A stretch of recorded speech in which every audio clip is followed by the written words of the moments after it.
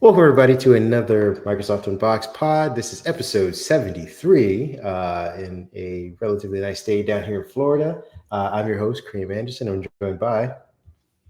David Allen, it's fairly nice up here in North Carolina. I'm just above you here. It's about 70 degrees, but we woke up to a nice crisp 38 degrees this morning. So, I guess weather's letting us know that the warm stuff is coming to an end. For now, we'll see if it has a mood swing mid season. Who knows? For Well, those of you in hotter it's weather, hopefully it cools kind of down like for you it's soon. kind of like it's kind of like the mood for Microsoft right now in Xbox, a little bit crisp.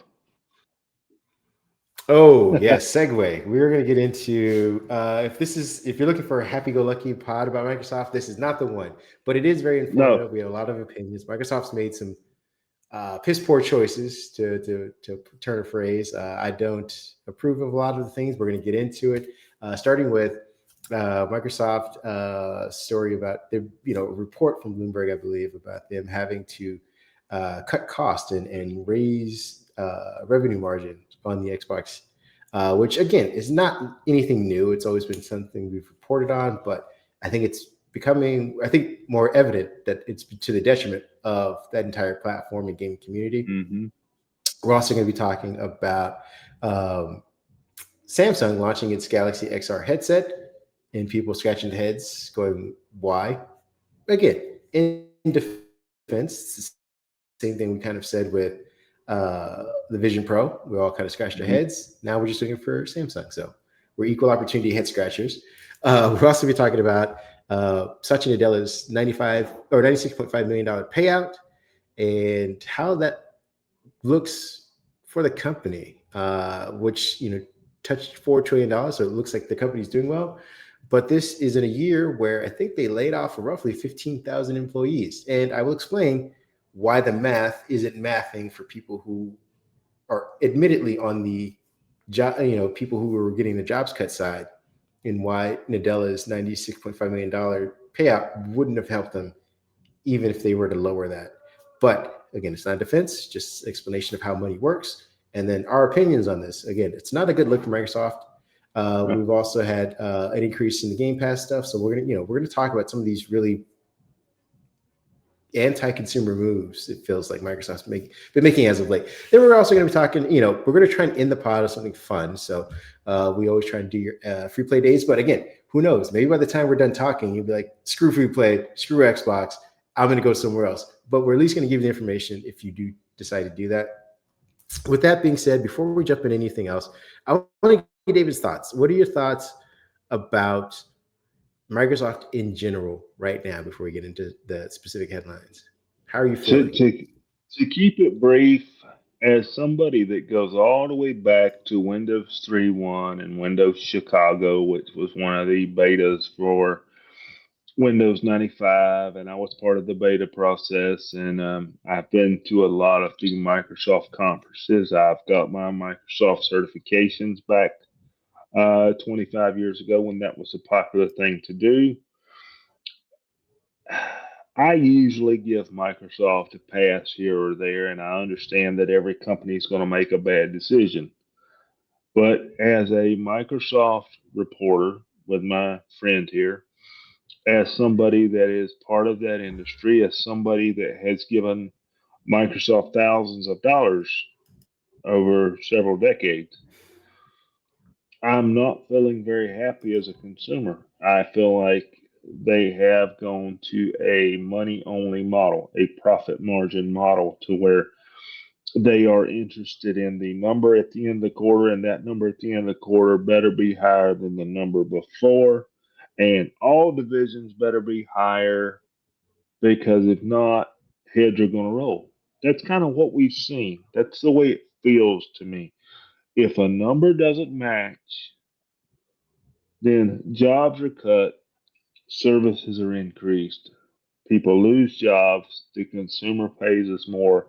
Ha ha ha. Sasha Nadella gets $96 million. Now, Well, it's regardless of the funny. numbers of how you Yeah. get there, that's just the way I feel as a consumer. Just a straight go to Best Buy, sign on to Xbox.com, to buy something, to renew a membership. That's the way I feel as a consumer. Speaking of consumer, I had an interesting thought just as you were speaking about the bottom line number. And to Microsoft's credit, Adela has uh, nurtured the bottom line number for Microsoft. They have seen Yes, heights they yes, never weren't imaginable during the Ballmer era. But juxtaposed to that, we got the most consumer friendly focused CEO out of Ballmer. Ironically, he tested a lot and he failed a lot. I mean, there's no denying that it is. Microsoft never really became a consumer brand, but he did try. And the bottom line number, the stock number, always fluctuated between, I think it was $28 and like I think I hit a height of 41. Like it was never where it's at now, is what I'm saying. But they've optimized Microsoft so much so that it's just cloud only, Hmm. mostly. And they've trimmed everything. They've trimmed the Surface line. We don't have any Windows Phone experiments. We don't, we're not experimenting with Xbox really in the ways that Ballmer was trying to under his. I mean, it's just weird to see that when you try and you offer and you want to be in the consumer focused area, Zune, not just the hardware Surface but the does software itself, good too. competing with that. Exactly. Just all of these things, his bottom line number never really, shot to the heights that it is. But when you optimize it just for that bottom line number, you see all of the things that we lost or continually losing as Yes. Microsoft consumers and fans. But enough of that being said, we'll touch upon that several times during this pod. But I want to get your thoughts on the first story, which I believe I'm going to pitch to you first, which is the Microsoft making a developer's lives more expensive, because that's going to segue into uh, them just making everyone's life more expensive. Well, the story that I picked up was I saw how another outlet had wrote it and kind of smirked with a sly smile at how they had wrote it.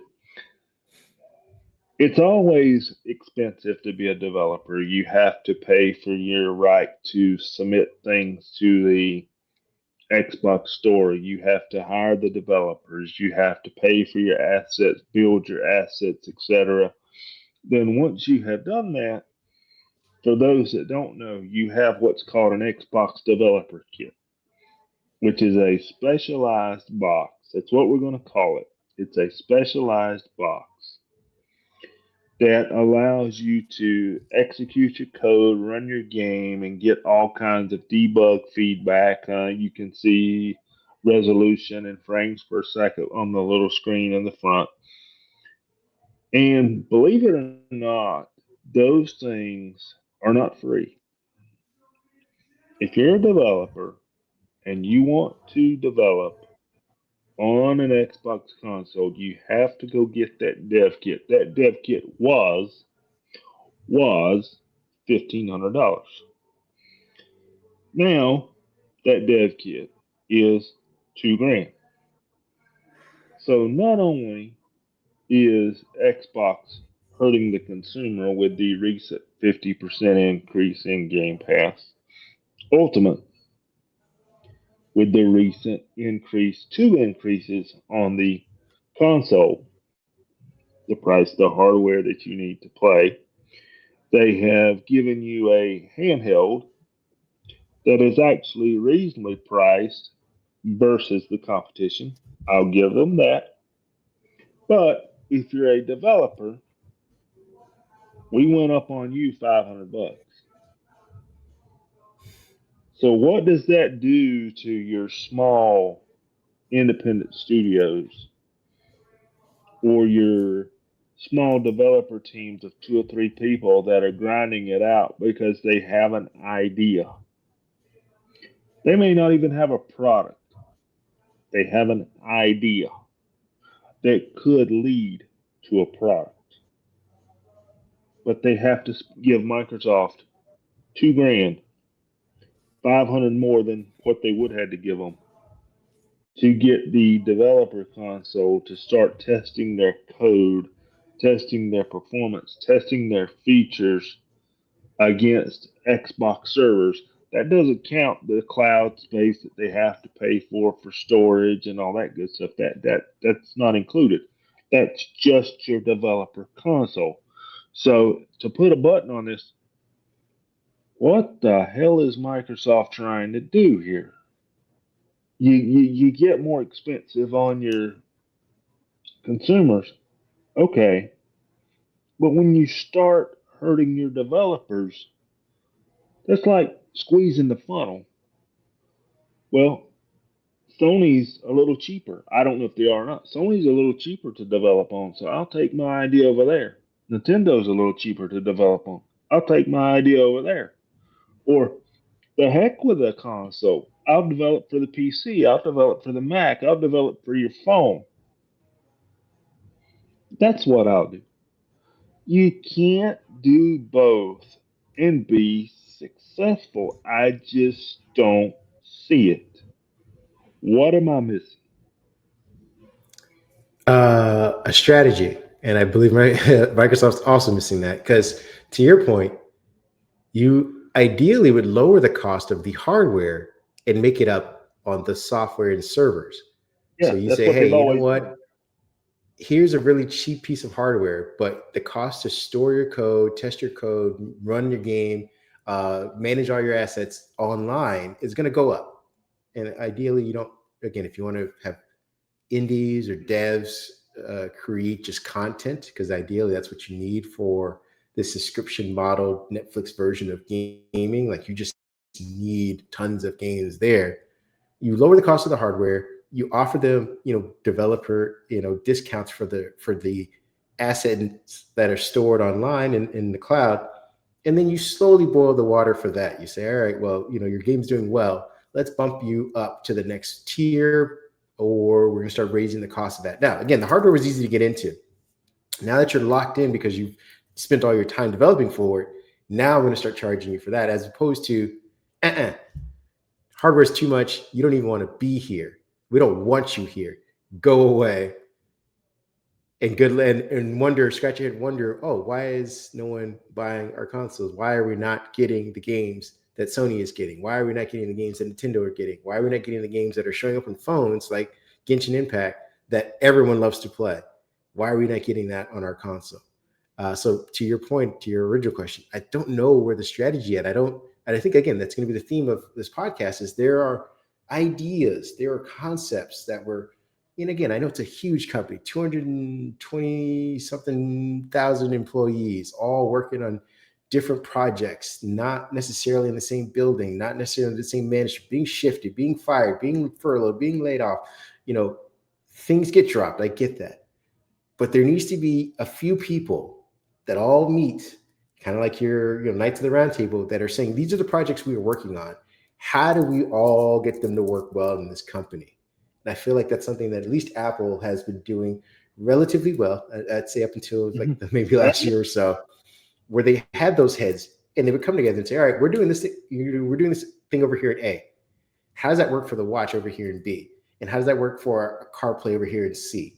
They did that, and I don't think Microsoft is doing that, or maybe they are. And then when they get to the funnel, they get to Nadella, and it's like, no, all cloud. No matter what you come up with, it's got to go to cloud. And they're saying, all right, well, my idea doesn't necessarily jive with cloud, but I'll have to see if I can shoehorn it in or pivot to something new and drop that entirely. So I don't know what to do with the dev cost. And again, I'd understand if this were new hardware with new capabilities that they can't Mm-hmm. lose the R&D on immediately. But these are old consoles. Like, we're getting ready for the next generation, and we can't even let our devs be exposed to those yet because we don't want the secrets to get out and all that stuff. Again, we'll let you develop for PC first and then port it once we have the hardware all locked in. This is for the old Xbox that no one's buying. And you're saying, oh, we need to make money on this somehow? Like, we have to prove this? Doesn't seem like it was well thought out. But we're going to move on to our next one. We're not going to harp too much because the next one we can harp on. And the next one is a story about Microsoft being mandated to make its revenue and to increase profitability, essentially. I wrote $1 billion about the recent company, Bloomberg buddy. You need report. more money. What's better than lots of money? even more money.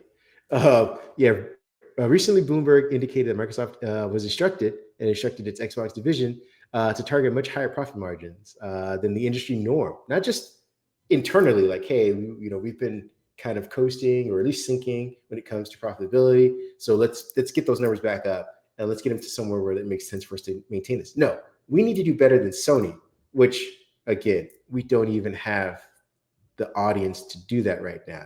Sony outsold you almost 3-1 when it comes to consoles, which means even if only a third or 2/3 of their people bought the online package, they have more people that are just playing with each other over in Sony land. And then there's the whole, Nintendo crowd that is independent of that. So there might be people who own a Wii and a PlayStation 5 that don't have no contact with an Xbox. Yet you've already lost out on automatically. Anyway, reporters Jason Shire and Dina Dina Bass tie the changes to internal targets introduced in late 2023. So this isn't like, oh, these are mandated things from Nadella first taking over, and now that he's really kicking it up a notch, almost 10 years in his tenure. This was roughly a year and a half ago. They had to show how these targets coincide with a round of layoffs, project cancellations, and a shift towards multi-platform releases. So, this is the idea that we bought Activision to be the biggest publisher and then release everything, multi-platform, so we can make money on that. Again, on stuff that we didn't necessarily have to sink R&D into. Again, Activision Blizzard already did that. They already had the studios, and they've already been working on these projects years in advance. Even if we get a new version of a game that comes out a year later, they've already been working on it for 3 to 4 years prior, and then they're just releasing it. So again, Microsoft bought this, and now they're trying to make money on it, and they figured the fastest way to do that is to release it everywhere. But at the end of the day, there's been, I forget, there was almost 9,000 people laid off during that Activision Blizzard massacre, essentially, that overlapping. And we wrote a story about Lena Khan kind of, sitting on her throne and laughing, saying, hey, I told you guys so. This is part of that story as well. We're seeing there seems to be no real follow through or direction from, all the talk that they had about opening up a mobile store because of this, going towards that. I feel like that idea has been, left on the chopping block. And they've also just cut a bunch of studios, things that ideally, again, if we're talking strategy, would have made sense for them to have just content to put onto the platform itself. But they didn't do any of that. They decided, hey, we're going to get rid of the people who are making the content and get rid of the content as well. So what are your thoughts on Microsoft being mandated to have margins higher than the industry norm, like when they've never really done that? What's the adjective I want to use here? It makes you wonder, how greedy are they willing to get? Because in order to, and I've never seen Microsoft as a greedy company. I always thought when we had to buy our own copies of Windows when they weren't included with PCs, I always thought the price of Windows was fair. I understood why the price of the server operating systems that we used to have to purchase, I understood why they were more expensive. And even then, I thought they were reasonably fair for the environments that they were meant to be sold in. And then I look at Xbox, and everybody says they want 30%. Well, who's going to pay that 30%? Are you going to take my Call of Duty next year and go, well, we need to get 10 more percent out of you? Well, guess what you're doing there? You're pushing that $80 game that we talked about earlier in the year that Phil Spencer said we didn't want. Guess what? You're going to get your $80 game because that 30% has got to be made up. And Microsoft has always trailed Sony heavily in console sales. So if you alienate your subscriber base, what little subscriber base you do have, and you start pushing that 30% on them, it's like what we talked about off mic here. Steam Deck is out there. And Steam Deck keeps popping up in the back of my mind. Because guess what we used to have? We used to have the Steam console. There was a product made by Valve that was actually, the product was produced by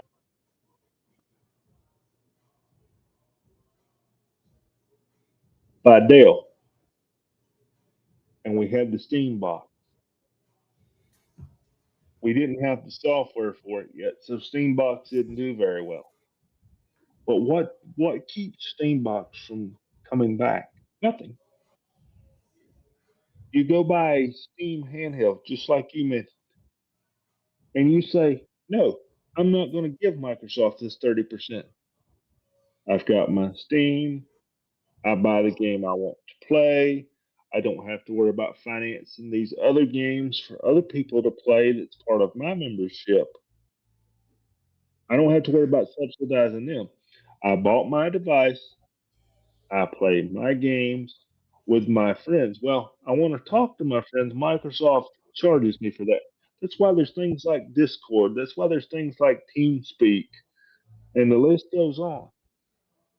Gamers will find a way once their ceiling of budgeting gets hit to continue to do what they want to do with Microsoft or without. Kind of how software piracy got started back in the day when we all had these bulletin boards and stuff like that, and people were downloading pirated software from bulletin boards, and we had all this stuff with Napster and music. People found a way to do what they didn't want to pay for. Now it was not legal, I agree, but point is, people found a way. And I feel it in the community. I feel it in the Reddit threads. I've become a Reddit addict over the last few months. I feel it. Gamers are at their limit and they're searching for what is in their limit. When they find it, that is what they're going to go to. They're mad at Xbox. They're partly mad at our friends at Lenovo for the high cost of their $1,300 handheld. They're mad again at Microsoft because the Xbox Ally X that is appears to be a great handheld doesn't have stock until November or December. So gamers aren't, to coin it, gamers aren't winning right now. They're not happy. And they're not going to keep waiting for Microsoft to do something to make them happy. Gamers are like nomads. We find a way. With them or without them, we find a way. That's just what I Yeah. see. I was writing at the very end of my piece. I kind of hinted at the irony of Microsoft trying to reach these margins with the moves that they're making and the runway that I've at this point have run out of. Like, it's people are always in this mode of what have you done for me lately, regardless of the history and context of what you've done prior to this. So uh, the idea that Phil Spencer garnered all of this goodwill with a lot of the decisions they made early on in the Xbox Series X will all be washed away with these current decisions. And people, like, as we had mentioned in previous, separate chats offline, I have friends who want to get the Xbox ROG Ally, but they're going to be using it to play all the other stores on because it's a PC. They won't have to necessarily be locked into just the Xbox. They're going to load up, Ubisoft. They're going to load up Activision. They're going to load up EA. They're going to load up Steam. They're going to load up Riot Guard. They're going to load up, all of these things on it and have the perfect gaming console for them, for whatever their budget is. Beyond that, they're not going to say, "Hey, I need to have a $600 Xbox console plus a $30, Game Pass Ultimate in order to enjoy my gaming experience." And with that being said, Microsoft is, kind of pushing people, and then again, we'll see in the numbers in the next few quarters, off their platform onto other platforms. Maybe they'll do a period of time where they do both. But I think, again, as we move into economic headwinds where people are going to necessarily pick and choose things that, are valuable to them, financially speaking. Again, I could have Netflix or I could have the Xbox streaming app. streaming platform. I have kids. They don't game right now. Netflix is going to be a much broader value proposition for myself. I'm gonna have to cut out Xbox, and I feel like a lot of people are going to be in that time frame, that mode, and that's going to hurt them because again, it used to be about gaming. The idea that you could game with your friends there and game anywhere was the idea. But when it's too expensive to game everywhere, you're going to game nowhere, and that's they're going to see. I think their profits are going to not only not reach that 30%, but they're going to start falling, pretty quickly over the next few months to next year or whatever. And even if they come out with a new console, Lord knows that thing's going to be more expensive because again, you're already charging devs more for it. You're charging more for the games themselves. I'm sure you're charging developers more to store stuff on your cloud. You're just charging more in general. I just think they're losing the gaming ethos that garners them the goodwill when they make bad decisions like this. Imagine how much goodwill they had built up with the 360, where they were allowed to stumble with the Xbox One and people still went out and bought the Series X. They made a lot of bad decisions with the Xbox One. Red ring of death. I mean, go all the way back to the 360. People left. Well, that's what I'm saying. But even the red ring of death wasn't a decision. It was bad hardware. But they had garnered such goodwill because one, they were one of the only two gaming things out there. But they had a lot of games that people liked. They had Halo at the time, which is a big thing. It was a big cultural thing. You didn't even have to play Halo, but you knew what Master Chief looked like, and that garnered them so much goodwill that people went out and bought 2-3 consoles. Even when the red ring showed up, they'd be like, you know what? To your point, yes, I had 9. Some people went out and bought multiple because they had that much goodwill. At some point, you think after the third one, you'd be like, you know what, Xbox, you've burned me that many times. I'm done. But people had that much goodwill, and even after that, they went on to stage and fumbled horribly with the Xbox One about the Kinect, not being able to use it offline, DRM, all the games and stuff like that. They just made decision after decision badly. And then people still said, you know what? They brought back backward compatibility. They're talking about all of these things with the Series X that enough people still went out and bought that. Up to 30 to 40 million people went out and bought that console. I don't see that happening with this new console because of these decisions that they're making currently with, confusing pricing structures, expensive tiers added to things, and no cohesive messaging about the games themselves. What makes this platform exclusive? Because if I can play Battlefield, Call of Duty, and all the big titles everywhere all at once, why do I need your subscription service for it? And again, I'm not saying that there isn't value there. They're just not messaging it well, saying, hey, you know what? If you want to play on your PC, on your phone, on your handheld, on a tablet, whatever, we are there for you. They're just not messaging that very well right now. On all the things that are coming out, or leaked stories, memos from executives that are all about just price increases, at least as of late. I don't know if they're going to be able to turn it around. Let's move on to our next one because we have another story. We have several other stories as well, but let's take a pause and let's bash on a different company, Samsung. You brought up the Samsung XR gamble that hey, people think there's a market for VR, and we'll see. But what do you want to say about this? Well, I was and I'm going to phrase this way. I was watching a video this morning, and I say this because it's going to help support the story here. So, Samsung had been teasing the idea that they had developed an Apple Vision Pro competitor. They have released it, the Samsung Galaxy XR.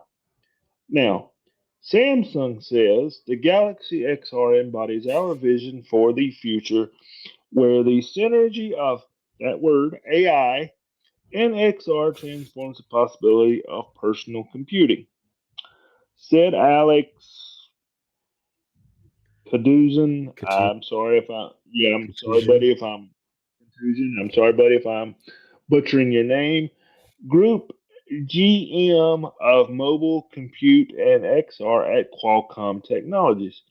We're thrilled to be collaborating on this innovative We're thrilled to be collaborating on this innovative product as the Galaxy XR that will help bring new cases across various industries. Well, let me just stop there. What did the Apple Vision Pro bring to the industry? I A lot don't of hear anybody. laughter. You know, and at first, because I had not kept up with the Galaxy XR, I thought, stupid me, but I thought this would be along the Meta Quest line of headsets. Oh no, no, no, no, no, no, no, no, no, no. You get a $1,700 price tag. 1799, Okay. so call it 1800 bucks. Now, It's not that 3,500 doesn't, though. well, hold on. We're going to get closer. If you want a case, if you want a case for that, 250. If you want the two controllers that go with that, that's also 250. So that gets you $2,400 for the full experience. Now, if you do this, Google is so generous that they will give you a year of Google Gemini, YouTube Premium, Google Play Pass. When I see this, I'm like, okay, if Google is willing to throw in all these freebies, then to me, that makes it seem like, yeah, Google knows this is overpriced. Let me see if we can throw in enough freebies here to get their attention. That's the way that felt to me when I read that. Now, to back down the energy a little bit, supposedly you can put this headset on. It's a little bit lighter than the Vision Pro. You can set up a virtual desktop. Sounds good, doesn't it? That virtual No, desktop. Thank we don't you. need more That, desktops. that virtual desktop is Android apps. Yes, that's why it runs Android XR, which is your Okay. operating system. Android says all Android apps will run on the headset. But of course, for premium experiences, you get those specifically developed for Android XR. So, what Google is telling you is Chrome, YouTube, Google Photos, Google Maps. If you want to be going down the road and look at the map in your headset, that might be a great idea. Um, if you want to do that, that's up to you. But who is going to spend $1,800 for a little less than a 4K experience in a single person headset to watch, digest, and use Google content? Now, something I brought up to you offline. If this headset, and it may in the future, I did see in an unboxing right before the pod that there is a USB C cable in the box. Now, get this. They didn't tell me this. This was a proprietary cable in the box. So it's proprietary on the headset side of things. So you mess that cable up, you fray it a little bit. Guess what? You got to go buy a specialized cable. So we're not even using straight USB C connectors here. Nope. So my question is, why does it not interface with a PC? If it did, you open up a world where people could play the simulator games on it, the VR games on it, and they could get that. Why is there not a MetaQuest app on it? Give people access to content through your headset. Make the experiences better on your handset. But no, no, no, no, no, no. I went back and watched the video. There was no mention of it being able to be plugged into a PC to be used for these experiences. So basically, the way I feel about it, I give you $1,800 plus, call it 500 for the two accessories. I give you 2,300, and I've got a Chromebook on my face. That's kind of the way it feels from a consumer standpoint. And I'm sorry to down the product. I understand that Samsung is a hardware partner in this, and they developed the hardware. The hardware looks to be decent. The hardware does look to be decent itself, but you have put a Chromebook on my face. Who wants that? Leave me a comment, leave me a nasty email. I don't care. I just want to know who wants this device and what do you want to do with it? I mean, even 9 to 5 Google, you know, we don't cover Google like they do. Even they put out a video and said, who is this for? Why I can is see it the letter here? right now. Dear David, this is Sundar Pichai. Listen here, you son. We want this to. Well, let's be honest though.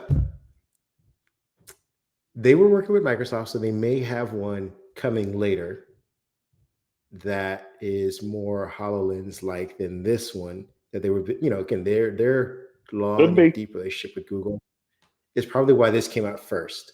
If I had to guess, there will be a AR version of glasses or something that may interface with Windows to some extent. Maybe it's just Copilot. Maybe they just add Copilot into the interface in the glasses themselves. I think that makes more sense. But I feel like again, these things are developed years out. So we said for games.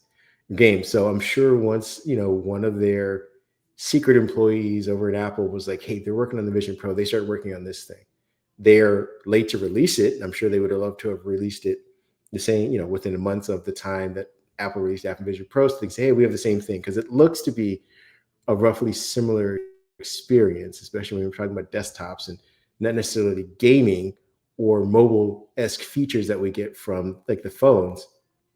But this is an experiment, and again, I don't expect this thing to last as long. I think they're going to have an easier time cutting ties with this project than Apple will with the Apple Vision Pro, just by the sheer amount of money dumped into it, plus what they kind of do. Because again, there's been videos out currently about how they're already cutting ties with the Samsung Galaxy Edge phone, the super thin phone, and that's phones are their thing. Like aside from perhaps insurance or whatever else they sell, in South Korea, phones are their thing.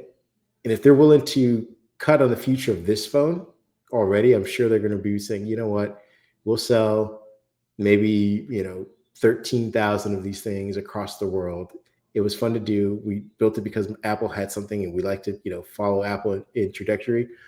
But Meta's where it's at, to your point, and we can interface it with Gemini. We can interface it with I forget what Meta's AI. We can interface. We can reserve a space on these AR glasses for the dedicated assistant, Copilot, whatever it may be, and that's where they're kind of quietly working on. I'm hoping so. I don't believe that this is the future, just because we've seen, again, the company with the most amount of goodwill, money, and access fail on this. Apple just did it, and I'm saying fail because this isn't going to be like the Chromebook where 6 years from now we quietly let them just tweak and tweak and tweak and tweak. This is just an experience I don't think people want. People don't want computers on their faces, not for an extended period of time, and it doesn't make sense if every company is forcing people to go back into the office. We're no longer forced to be remote where these things make sense. If you're living in a small apartment, a small house, and you don't have a dedicated office, you put this thing on, you could be sitting up, some people did sit on your toilet and have your entire office in front of you for all things that you or your desktop. But when companies saying come back to the office, then you have a dedicated area, you have a dedicated screen. I'm not going to sit in an office and wear this thing. Nobody's going to be doing that. And again, they're not pass-through capacitive or enough to be worn out on the streets, to be fully aware of your surroundings at all times. These things aren't ready for that. So I think this is another, hey, we tried it, didn't work. Well, Let you do the last point of this, then move on to our last I topic. think you raise a good point there. I think people are in information overload anyway because you've got the phones, you've got all the dozens of alerts of that our phones get, sales we don't want, advertisements that we signed up for, somebody that we bought something from, they can send us a push notification. You've got social media sending out all these push notifications. You've got your smartwatch. Most people have those. I was noticing, that with some of the medical treatments my father had, I'm noticing the number of people wearing smartwatches. I've seen, some people wearing the rings that have come out.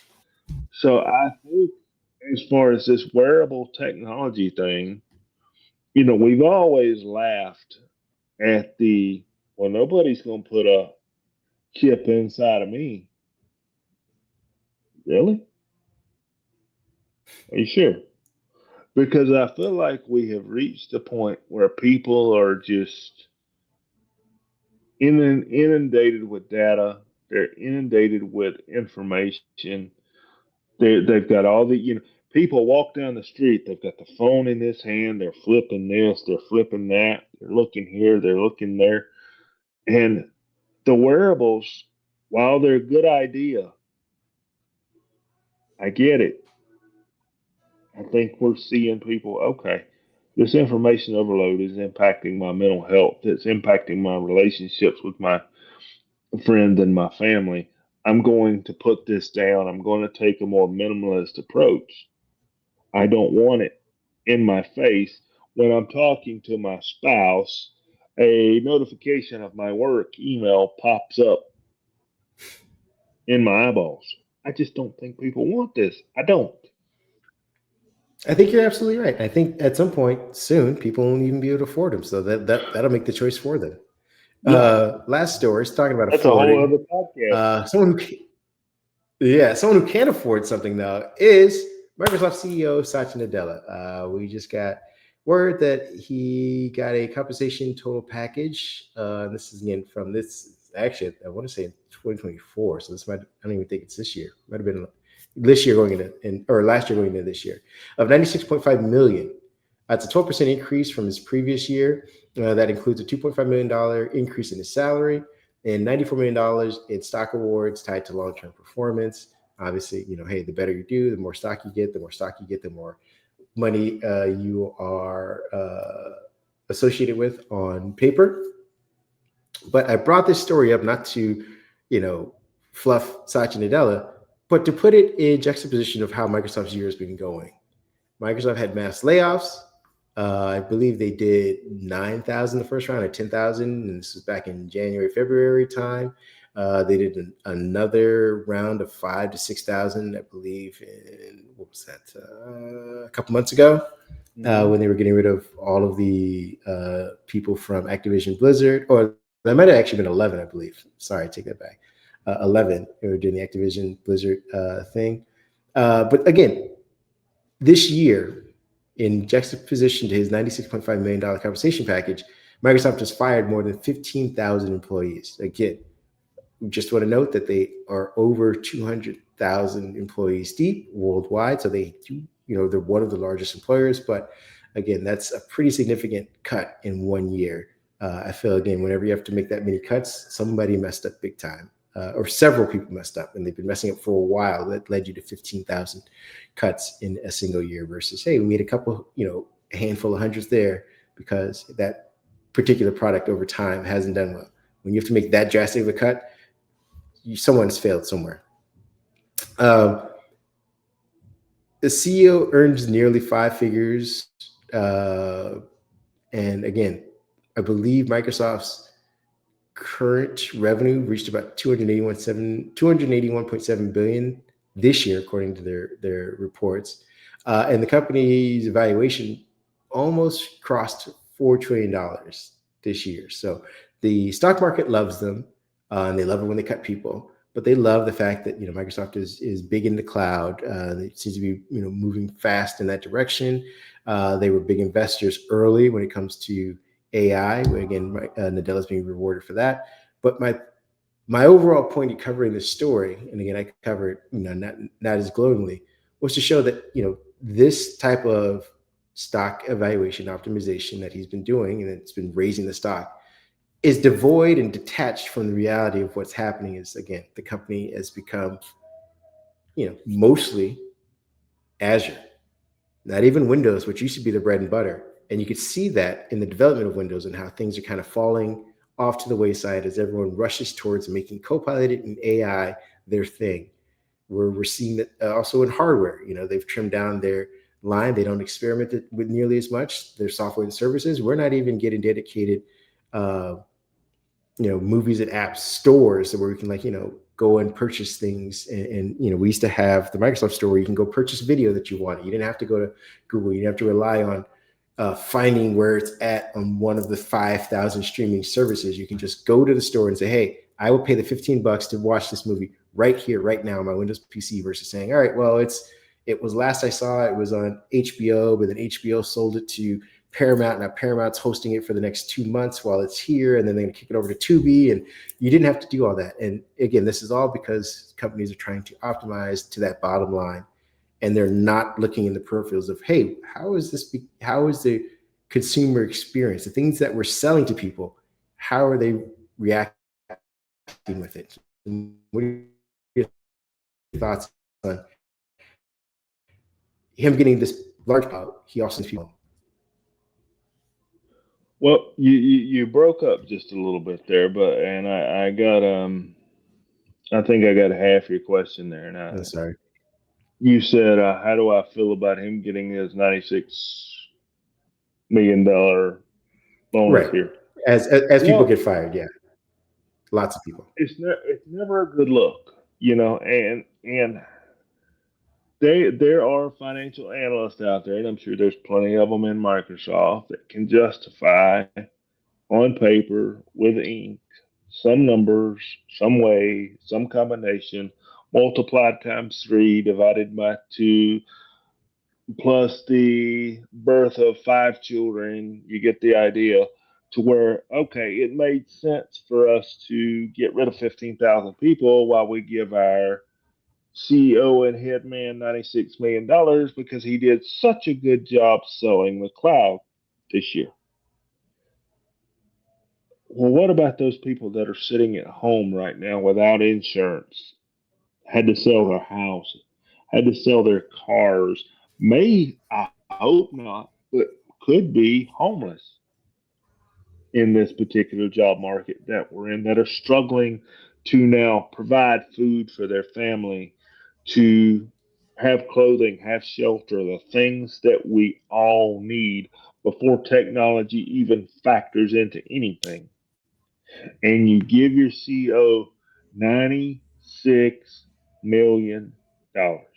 Now, it wouldn't matter if it was KFC, it wouldn't matter if it was McDonald's, it wouldn't matter if it was Belks, it wouldn't matter if it was Sears Roebuck, it would not matter. Anytime you drop people at that number and your CEO still benefits to this extreme, there is a problem, and it's something that we have talked about on a couple of other podcasts: accountability. I have mentioned it, and here's the way I mentioned it. I found this on one of our old pods. If X number of people are fired, you do have to report it to the FCC. You do have to report it to the Employment Commission. I understand that. But if you're firing enough people to be reported, the company should be penalized in some way. I'm sorry. That's the way I feel about it, because I know we live in a world where the millionaires become billionaires and the billionaires become trillionaires, and this is how they do it. I understand that I'm not going to be the one man sitting behind a desk to fix this problem. But I'm thinking about kids and grandkids later down the line where your CEO gets a $200 million bonus by that point, and 30,000 people are terminated, and nothing is done about it. It's like, well, we give you a severance pay. Here's your carbon copy letter of recommendation. Everybody got the same letter. We just changed the relevant information. Here's your letter. Here's your severance. We'll see you. Bye bye. Best of luck. Yeah, you're on the streets now. But I got $96 million. Well, I have a problem, folks. I wrote. Yeah, I do too. And this is no defense of that, but I did write just to clarify, just so people have an understanding when they go to make these arguments, with their friends and family or employers or whatever, that again, most of Nadella's $96.5 million conversation is locked up in, vested in stocks and grants that, will mature over time. I think he has a base salary of around closer to 12 million, which is still way more than most of the employees are making there. But for Microsoft to have kept, 11,000 of those, over $15,000, 15,000 employees that they cut could have and probably cost them $1 billion over the lifespan of a year or so. And that's including, again, if they're not contracted, including, space for them wherever they're at in the office, equipment, packages as far as 401ks and a bunch of other things like that. Just having that employee costs a lot more money than Nadella's. Again, if his base salary is 12 million, he could have given up his entire base salary. It may have kept a handful of people there at the company, not enough, but a handful, but not enough to make a dent in what was eventually going to be needed for to feed capitalism itself. That's just what I wanted to know. So when people say, "Hey, why doesn't the CEO take less pay so that they can have more employees?" You have to factor in how much an employee actually costs over a year or over a couple of years of the lifespan. So just keep that in mind. At the end of the day, though, and I think we talked a little bit earlier about this, about how the stock of Microsoft's hovered around $30 to $40 during Ballmer's time. And Ballmer tried a lot of stuff. Don't get me wrong, he also cut people too. Lots of people. He did. But he also tried things and he tried to expand. And the cost of not having a supremely optimized stock like Nadella took over allowed for Microsoft to try different things and to be experimental and to do different things. And even still, I think he got up to 111,000 employees at some point. So he was still hiring people and he was still doing stuff for the company. And Microsoft was still in that fun phase of like, hey, I can go buy a Zune if I don't want an iPad or an iPod. I can go get a Windows phone, Windows 6.5, Windows 7. I mean, granted, it was a mass adoption. They fumbled the marketing, but I could still go do that. We had options in the market. HTC was still a company because they were making phones and stuff like that. There is an organic level of comfort and empathy when you don't take into account, I need to create the stock market to continually go up. If we're okay hovering between $30 and $40 and still making a profit, even if those profits are small, we can still do more and include more people in the experience. When it's profit at all costs, which we talked about in the Xbox story, you start to lose a lot of that.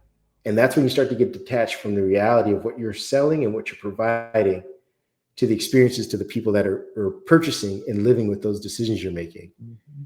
Yeah, the stock is up 200. What did you say? It was 200.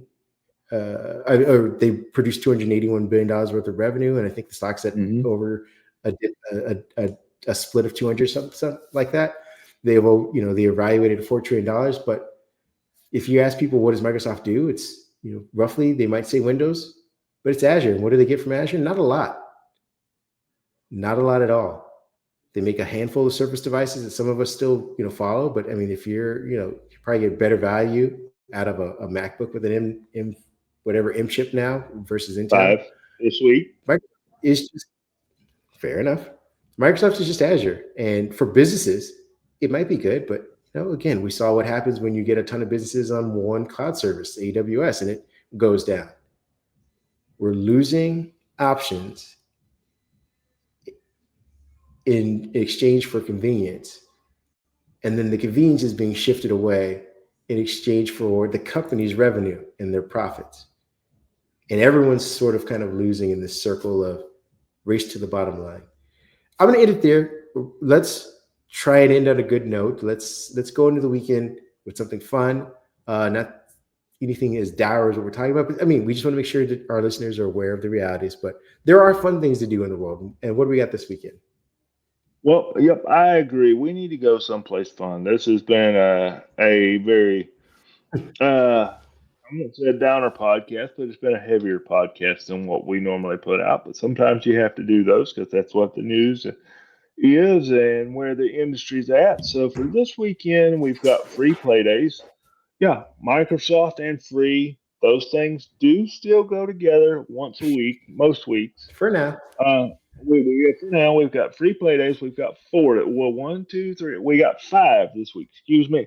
We have five. So, as I said on the thing, at least at my desk, fall is here, and we're always waiting for something with a cup of hot chocolate to play. So this week, what we have, let me get this pulled up as my screen just blanked out as I was reading that. So I'm just going to pull this up straight from the Xbox wire here. Let's see, free play days. Looks like we got House Uh, Flipper 2, I'm Descenders almost Next, there. which looks like a snowboarding game. Where We is got the? FC Okay, there 26 we go. Yes. Okay, there, got it back. Phasmophobia. Yeah, yeah, I wanted to see how you pronounce that. As you said, we've got That is. FC 26. We've got House Flippers 2. We've got Descenders, and as you said, and then Phasmophobia. I That's what come, I was guessing. and then we had what was the other one? House Flipper 2, Flash Victoria. Yeah. Okay, that would be Project Diarchy? Doherty. Yeah, that's how we're going to pronounce Diarchy? that. I was debating how to say that. But what I wanted to bring up here is what I always bring up. Make sure you're taking the time to check out your discounts. That's the big thing here with free play days. Sure, you get something free to play, but make sure you're checking out your discounts. Like for example, uh, Descenders Next is $23.99. FC 26 comes with a free trial and then starts you at $62.99 versus the $69.99. So there's your $70 game we've talked about.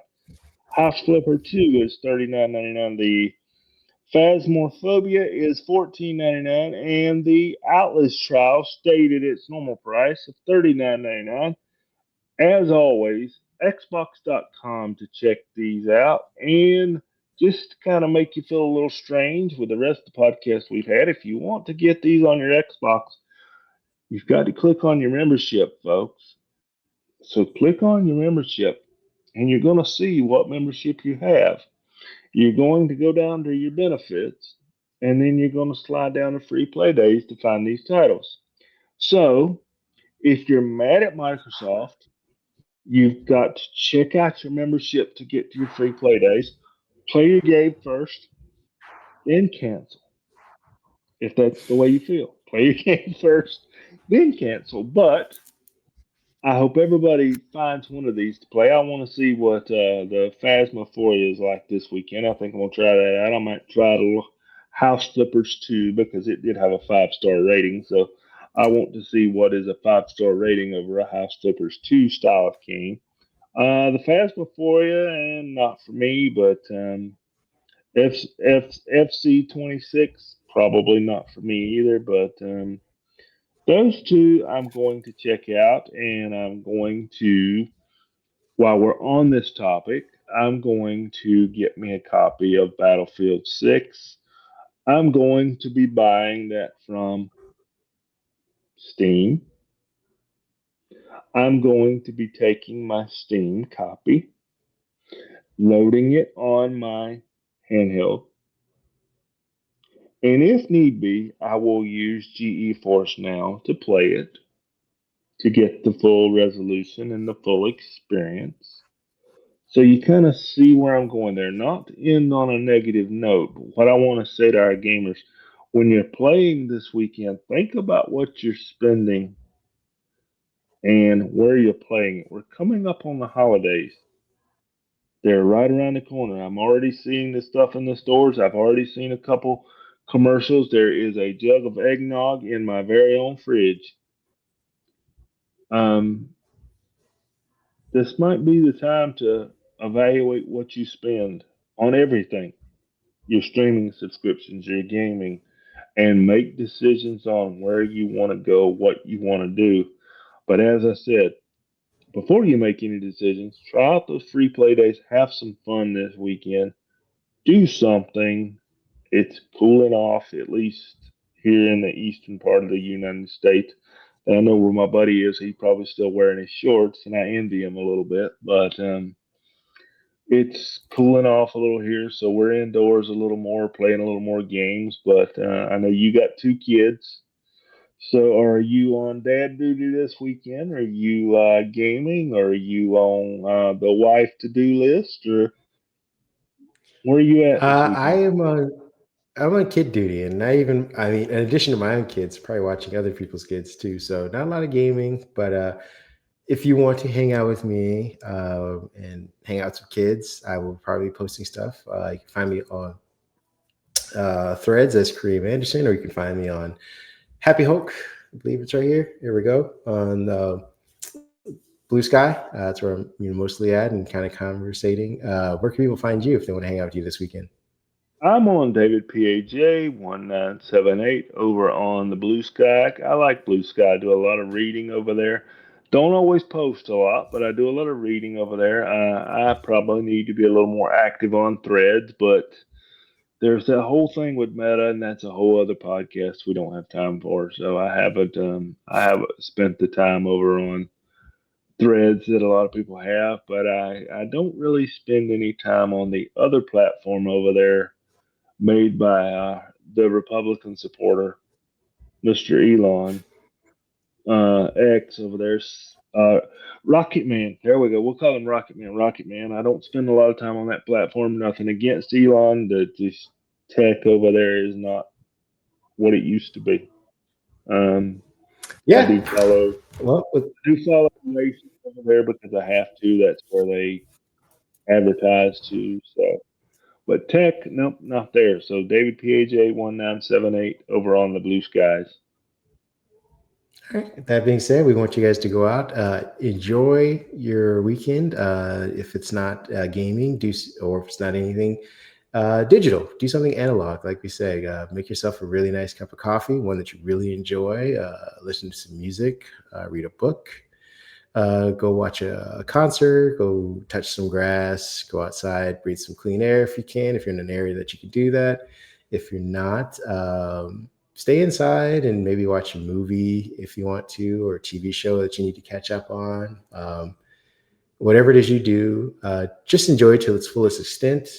I feel like we don't do that very often. We say we do things No, and we then don't. we move on to the next thing. We didn't really enjoy the last thing. So I want you to, and if you have to take notes about it, just so you can go back and remember how much you enjoy that thing, do it. And we will see you next week. And we will hopefully talk to you guys about something more lively than Microsoft making bad decisions. See you guys later. Have a good weekend, everybody.